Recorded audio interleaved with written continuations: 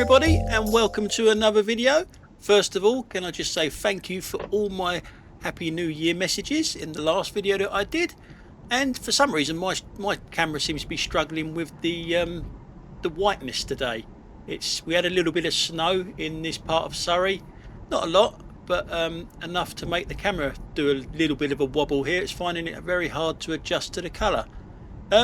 This video, or the beginning of it anyway, is what's happening in 2026 with this channel. Well, as you know, I've given up being a private hire driver, which means I can literally drive wherever I want. I'm not under any restrictions, even though if I do go into London now, even driving an electric car, I do have to pay congestion charge, whether I was a private hire driver or not. Absolute joke. But when I say restrictions, what I mean by that is I'm restricted to wherever the customer wants me to take them, basically. Now I can literally go and drive wherever I want to, or sometimes I will let you decide where you want me to drive, and I will just drive around there finding numpties or interesting stuff that we can see. But what we're going to do is we're going to have a little experiment with the car setup, and this is what I'm going to show you today. Because I haven't got any customers in the back, I can actually put cameras around the car where I can't when I've got customers in the car. And I wouldn't be able to use any of these cameras that I'm about to show you being a private hire driver anyway. They've all got to be regulated by TfL, which basically means Sadiq Khan gets a little bit of a cut of you buying a bloody regulated camera. So anyhow, we're going to jump to me on my mobile phone now. This is me filming this on my mobile phone. Now I'm going to show you around my car. This is my Vantru N4. Let me focus in on it, and there it is.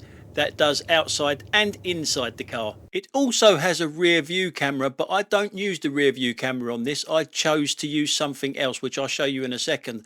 I would like a 4K camera on the back, and that's exactly what I've got on the back, rather than a 1080p or maximum 2K they seem to do rear cameras with now. So we're going to go round the car now. On the inside, obviously I'm not going to go out in that bloody cold weather, and we've got an action camera on the side window here. That is my Insta360 Ace Pro, the first edition, and on the rear we've got the Vantru E1 Pro. I thought, why not have a 4K camera on the rear instead of a 1080p camera?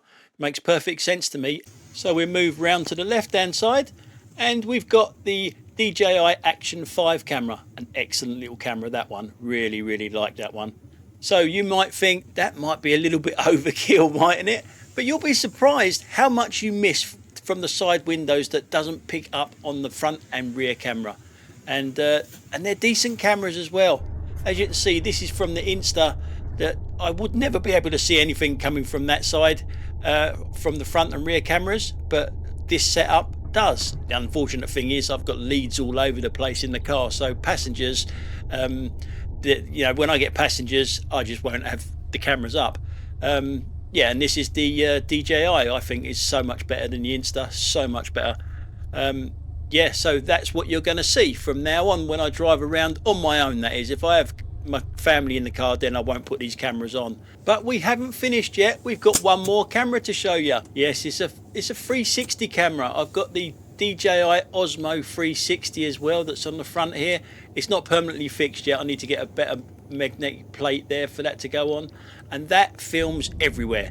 It films everywhere all at the same time. I'm not touching this camera. This is me in the editing room, and that is the only downside about it. It takes forever to edit these videos, and I have got a lot to learn about editing in 360. It's keyframe, so I've been told, and that's what you do when you edit these. I almost show myself here by, you can see I'm messing about on my phone. I'm not touching the camera at all. This is all done in the editing room. The camera is still on the front when I showed you at the beginning there. So you might think that that's a little bit overkill, and it probably is, but can I just show you one little clip here?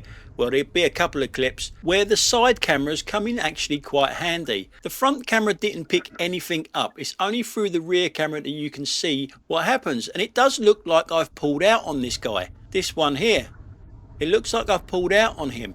But if you look at this from the side camera in a second, you'll see something completely different. It looks like I've pulled out on him, and he's got the raving up with me, and he's got a little bit of road rage going on there because I've pulled out on him and he's far too close to me. But when you see this from the side camera, you will see something completely different. It's not road rage, it's not me pulling out of him, he's just a complete and utter knob. He actually speeded up towards me. It's a 20 mph speed limit. He's going absolutely nowhere near it. He could see me a mile off and he speeded up to get that close to me. So let's have a little look at this from the side camera now. It's on the back window, remember?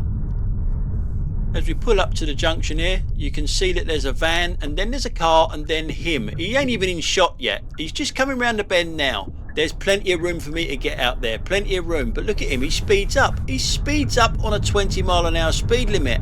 I think you can actually see him speed up there. So that isn't me pulling out on him, not in my opinion anyway. That is him just being a gigantic knobhead. Now the thing is, you've got to remember that it is a 20 mph speed limit and he's caught me up. Well, he was going nowhere near 20 miles an hour to catch me up that quickly. And why? Why catch me up that quickly? You see that I've got two vehicles in front of me. Yeah, a massive knob, a massive knob. So moving on to the next clip where the side camera come in handy. To be fair though, I did catch this guy quite well with the front camera and the rear camera. It's a cyclist that's coming towards us up there by the traffic lights. He's going to be turning right. Now the trouble is, there isn't a right turn there.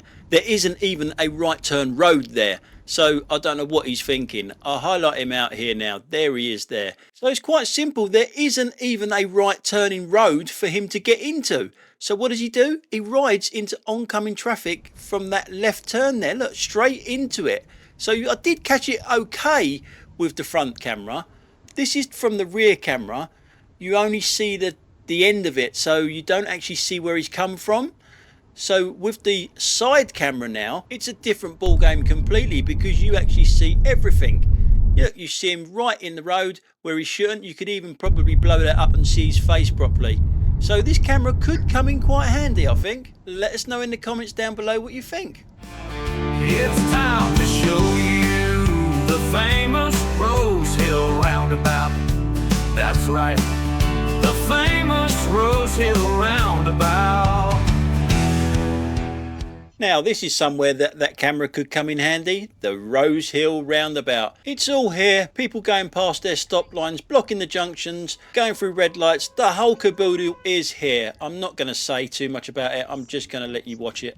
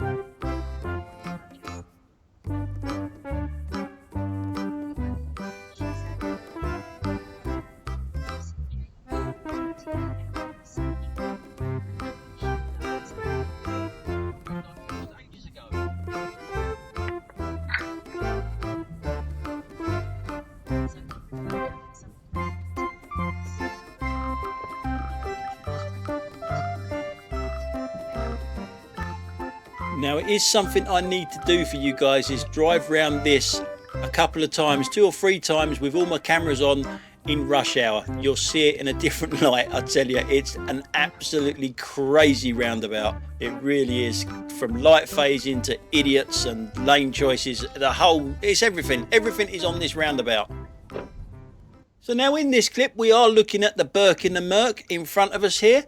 We're both turning left, and for a change, it's a really nice big road here, but it is only one lane. Parked cars to the left hand side, and it is only one lane. So where the bloody hell are you going? It's one lane. Them cars are parked. Yeah, they're not called Burkes in Mercs for nothing. And where's he going? Where is he going? He must be really hungry because he's going to Mackie D's. Yeah, a Burke in the Merc, a chavvy Burke in the Merc, shall we call him? Yeah, and they sit in the queue for the fucking drive-through, you muppet. Now, as some of you know, I don't do a great deal of driving at night, But every time I do a bit of driving at night, I always come across one of these bloody idiots. Now what we're doing here, we're going around this roundabout, and then we're going to be looking over to the right hand side. No doubt if I'd have hit these kids, it would be my fault somehow. Yeah, but if you look over to the right hand side, I'll point it out. We're looking at that blob there, that black blob there. Now that black blob over there is two kids on an electric bike, one of them illegal electric bikes. That road over there is one way, going the other way, so they're going down the one-way street the wrong way. You'll follow them here and you can see them moving along there, and now they're going to go on the pavement, which it is a shared pathway, but they're all in black, you can't see anything, but they have got lights. See the lights go on? Look, they know that there's danger there, so they put the lights on, then they turn the lights off. It's like they don't want to be seen. Look, the lights are on, then they go off. They're still over there, but the lights have gone off. They don't want to be seen. See them? There they are there. And they're riding down there quite fast. Why? Why do they keep turning the lights off? Now the camera has done a really good job here in actually spotting them, because you could hardly see them here. It is quite dark over on that side. We're going to go to the rear camera now, but parents, I don't believe that the parents do not know that they got one of them bikes. The parents must know that them bikes are illegal, and they let their kids ride out on them bikes. Where do them kids put the bikes at night? You know, they must bring them home and charge them up at home, surely. You got to blame the parents, haven't you? Anyway, we're on the rear camera now, and we're obviously looking over to the left now and see when you can see them.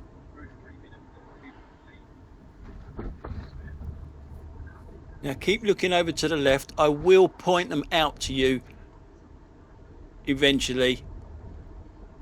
They are over there, believe it or not.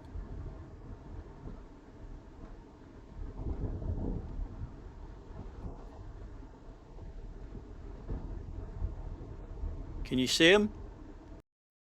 They're there. That is them there. That is the black blob there. Yeah, they're still riding down the pavement. Now, they come out by the zebra crossing here onto the road. There they go. Now there's a car that's going to be turning right across them, or wants to. They start flashing. Why not put your lights on? Now what do these kids do at night with these things? Because they need to be charged up every night. So what do they do with them? They obviously bring them home, don't they? So what are the parents doing when they bring a bike like that into their house to charge up? What are they thinking? What are they doing letting them go out like this? And they're not big, so they're young. Now my missus is saying now they are young because they're not very big, and that's right, they're not very big, so they're young kids. And it is kind of hard to see in this light, but they go round the wrong side of the bollards there to get in front of people, all dressed in black with no lights on their bikes or anything. Parents, you really need to step up here before you're going to be going to a cemetery. Anyway guys, that's it for today. Let us know what you think about the camera setup, and thanks a lot for watching, and I will catch you on the next one. Bye for now.